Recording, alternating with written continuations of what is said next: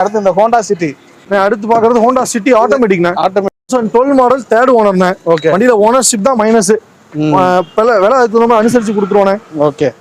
2012 3 owner automatic transmission V டைப்ண்ணே. Top end model தான். உங்களுக்கு பெடல் ஷிஃப்டர் வந்துடும், க்ரூஸ் கண்ட்ரோல் வந்துடும், எல்லா ஆப்ஷனுமே வந்துடும். பெடல் ஷிஃப்டர் தான் என்னண்ணே? பெடல் ஷிஃப்டர்னா கியர் இதுல ஸ்டேரிங்ல என்கேஜ் பண்ணிக்கலாம். ஓ, இங்கேயே வந்து அந்த ஃபர்ஸ்ட் செகண்ட் அந்த மூவ்மெண்ட் கொடுத்து கியர் இங்கே என்கேஜ் பண்ணிக்கலாம். Okay okay. டவுன் பண்ணணும்னு நினைச்சா டவுன் பண்ணிக்கலாம், அப் பண்ணணும்னு நினைச்சா அப் பண்ணிக்கலாம். வேற ஒன்றும் கிடையாது. சேம் சிவிடி கியர் பாக்ஸ் தான். ஹோண்டானாலே சிவிடி தானே, வேற எதுவும் அவன்கிட்ட கிடையாது. ஹோண்டால சிவிடி தான் வரும், மேக்ஸிமம் வரும். இந்த வண்டி ஒரு 260 கோட் பண்றோம். வாங்க ஏதாவது கம்மி பண்ணி கொடுக்கலாம். 260. ஆமாண்ணே. நெக்ஸ்ட் பாக்குறது ஒரு ஆட்டோமேட்டிக் தானே. Automatic Celerio. செலிரியோனா யோசிக்கவே தேவையில்லை. செலிரியோ ஆட்டோமேட்டிக்னா கண்ணை மூட்டு எடுங்காம யாரா இருந்தாலும் என் கஸ்டமரே கேட்டாலும் செலிரியோ பொறுத்த வரைக்கும் யோசிக்காதீங்க, எடுங்காம. ஏன்னா மைலேஜ் அந்த அளவுக்கு கொடுக்கும். அப்படியே ஆட்டோமேட்டிக் நல்ல மைலேஜ் கொடுக்கும். என்னென்ன கொடுக்கும்? 18 to 20 ஈஸியா கொடுக்கும். 20 ஈஸியா கொடுக்கும் ஓட்டுறதை பொறுத்து. ஓ. ஆனா இந்த வண்டியோட model 15 single owner automatic transmission.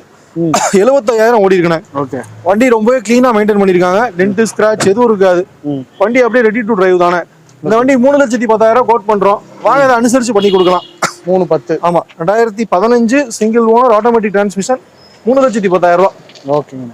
அடுத்த வண்டி நேரில் வாங்க கம்மி பண்ணி கொடுக்கலாம். லோன் வந்து ஒரு 2,000 லோன் கிடைக்கும் இந்த வண்டிக்கு. ஓகே. ஆமா.